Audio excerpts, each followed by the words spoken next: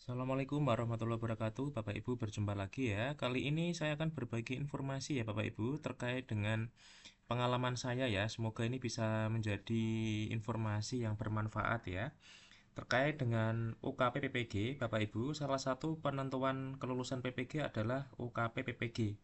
Dan di situ nanti akan ada UKIN Bapak Ibu ya. Nah, Bapak Ibu nanti di UKIN akan diminta ya untuk membuat modul ajar ya atau perangkat pembelajaran. Nah, di sini saya akan sampaikan contoh modul ajar saya. Ini dulu saya pakai juga untuk UKIN ya, dan alhamdulillah lulus di tahun 2023 kemarin.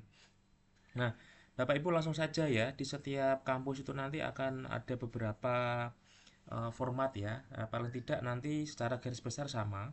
Jadi yang pertama adalah terkait dengan identitas Bapak Ibu ya. Di sini ada nama penyusun, mata pelajaran, materi pokok, fase, semester, alokasi waktu dan sebagainya seperti ini ya. Kemudian nanti akan ada juga mod kompetensi awal Bapak Ibu ya. Nah, kompetensi awal silahkan dituliskan dan kalau bisa diberikan highlight seperti ini ya, dikasih warna ya. Nanti untuk memudahkan nanti tim penilai ya. Kemudian yang kedua adalah profil pelajar Pancasila ya, yang sekarang mungkin diganti dengan profil lulusan ya, Bapak Ibu ya. Silahkan ya, karena ini di tahun 2023 saya ya masih ada profil pelajar Pancasila. Mungkin yang saat ini diganti ya, Bapak Ibu ya, sesuai dengan kurikulum yang ada. Kemudian di sini ada capaian pembelajaran ya, ini juga masih sama ya. Silahkan CP ini sudah ada dari pemerintah, Bapak Ibu bisa mencari ya, sesuai dengan pelajaran masing-masing. Kemudian berikutnya adalah tujuan pembelajaran ya. Di sini saya menggunakan ABCD ya. Audience, Behavior, Condition, and Degree. Nah, Bapak Ibu dibuat seperti ini tujuannya apa? Biar nanti tujuan pembelajaran kita bisa sesuai ya dengan kebutuhan atau indikator penilaian dari masing-masing kampus ya. Nah, kurang lebih sama ya tujuan pembelajaran seperti ini ya. Yang kelima adalah indikator pencapaian kompetensi ya Bapak Ibu ya, IPK. Ini juga harus jelas ya, diberikan highlight seperti ini. Ini masuk ke ranah penguasaan ini ya, pemahaman tingkat tinggi levelnya C berapa ya. Apa itu C1, D2, 3 atau sampai 6 ya. Kalau untuk yang level hot ya, berpikir tingkat tinggi itu ya C4 sampai C6 ya. C1 sampai C3 levelnya masih low ya atau rendah. Kemudian di sini saya juga berikan highlight sikap kerja ya karena saya adalah pelajaran praktek. Kemudian juga ada K3LH, kemudian ada keterampilan, komunikasi 4C dan pengetahuan. Ya, di sini ada ranah sikap, pengetahuan dan keterampilan. Yang berikutnya adalah pertanyaan pematik ya. Jadi saya menggunakan pertanyaan pematik juga. Kemudian sarana dan prasarana silahkan juga dicantumkan ya, Bapak Ibu ya. Media pembelajarannya apa? Kemudian strategi pembelajarannya ya, menggunakan pendekatan apa? Bapak Ibu sekali lagi ya, untuk modul ajar ini disesuaikan dengan masing-masing yang Bapak Ibu terima materinya ya ketika di PPG ya. Ada pelajaran ya, ada materi dari dosen ya, dosen yang mengajar Bapak dan Ibu semuanya atau di LMS materinya. Nah, ini silahkan disesuaikan. Nah, di sini saya menggunakan pendekatan hot, tipek, dan kecakapan abad 21 atau 4C. Teori belajarnya adalah kognitivisme, kemudian metodenya adalah praktek, diskusi dan wawancara, modelnya adalah project based learning. Kemudian di sini juga ada target murid, ya murid kelas berapa, kemudian bagaimana murid itu memiliki sikap, kemampuan, pengetahuan, keterampilan, ya mendesain dengan sikap kerja sesuai dengan SOP. Kemudian materi ajarnya, ya jangan lupa ini diberikan materi terkini ya. Kemudian sumber belajar juga dicantumkan. Nah, setelah itu nanti akan ada kegiatan pembelajaran. Ini adalah inti Bapak Ibu ya, skenario pembelajaran. Yang pertama adalah pendahuluan. Nah, nanti akan ada orientasi, alokasi waktunya, itu berapa menit, motivasi dan inspirasi berapa menit, ya. Kemudian apersepsi, kegiatan intinya, ya. Nah, ini saya menggunakan strategi pembelajarannya adalah project based learning ya atau PJBL, maka sintaknya mengikuti alur PJBL ya. Yang pertama adalah pertanyaan mendasar ya. Guru menyampaikan topik materi dan mengajukan pertanyaan kepada siswa. Ya, bagaimana cara mendesain brosur yang menarik dan komunikatif dengan menggunakan aplikasi Canva ya. Ini nanti masuknya ke tipek 4C dan faktual. Kemudian di langkah 2 ada mendesain perencanaan produk. Di sini juga saya breakdown kembali ya. Langkah-langkahnya di sini juga sudah jelas detail per kegiatannya berapa menit. Langkah ketiga menyusun jadwal pembuatan.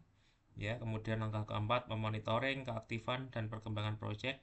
Nah, ini saya berikan highlight Bapak Ibu, poin-poin penting ya. Langkah kelima, menguji hasil. Ini juga saya berikan highlight. Kemudian langkah keenam, evaluasi dan pengalaman belajar dan penutup. Nah, selanjutnya ada asesmen Bapak Ibu ya, atau penilaian ya. Di sini saya bagi menjadi penilaian sikap, awal, tengah, akhir, asesmen formatif, ya, kemudian meliputi ranah pengetahuan dan keterampilan. Nah, di sini saya menggunakan juga LKPD Bapak Ibu ya, lembar kerja peserta didik, kemudian ada juga refleksi guru, kemudian saya sudah sediakan juga QR code ya untuk menjawab pertanyaan. Ini adalah refleksi bagi guru ya. Nanti juga ada refleksi bagi siswa atau murid. Ya, kemudian ini LKPD-nya Bapak dan Ibu sudah saya siapkan ya.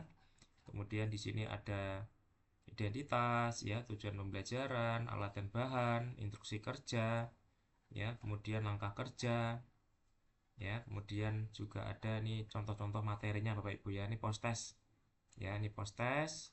Kemudian ini ada penilaian formatif, ya, kemudian ada rubrik penilaian, kemudian penilaian pengetahuan ya. Ini adalah ada kisi-kisinya juga Bapak Ibu ya. Di sini ada tujuan pembelajaran, materi, indikator, kemudian level kecerdasan ya, kemudian tingkat kesulitan dari masing-masing soal, mudah, sedang atau sulit ya. Kemudian di sini ada instrumen pretest ya, soal dan jawaban. Kemudian setelah itu ada kisi-kisi post test ya. Di sini juga ada tujuan pembelajaran, materi, indikator, nomor soal, level ya, jenis soal dan tingkat kesulitan ya. Kemudian ada instrumen post test, ada pertanyaan dan soal. Kemudian penilaian keterampilan Bapak dan Ibu ya, ada lembar observasi. Jadi penilaiannya menggunakan observasi ya. Ini ada juga skornya. Rubrik penilaiannya ini juga ada, aspek keterampilan. Jadi ini praktek Bapak Ibu ya. Ini indikator penilaiannya, kemudian ini adalah skor ya, skor tertinggi 4 ya. Kemudian ketentuan kriteria penilaiannya ya, ini tadi sudah saya sampaikan ya. Ini adalah rentang predikat ya. Kalau A itu adalah mendapatkan nilai 91 sampai 100 ya. Kemudian ada soal praktek. Kemudian ini tadi saya sampaikan Bapak Ibu ya, soalnya tadi. Dan ini adalah materi bahan ajar ya, saya berikan secara singkat ya. Detailnya nanti ada di sumber ya Bapak Ibu ya. Nah, seperti ini. Ini adalah materinya. Nah, kurang lebih seperti ini. Nah, ini ada daftar pustaka ya, daftar pustaka, glosarium. Nah, Bapak Ibu itu ya kurang lebih Bapak Ibu perangkat pembelajaran UKIN.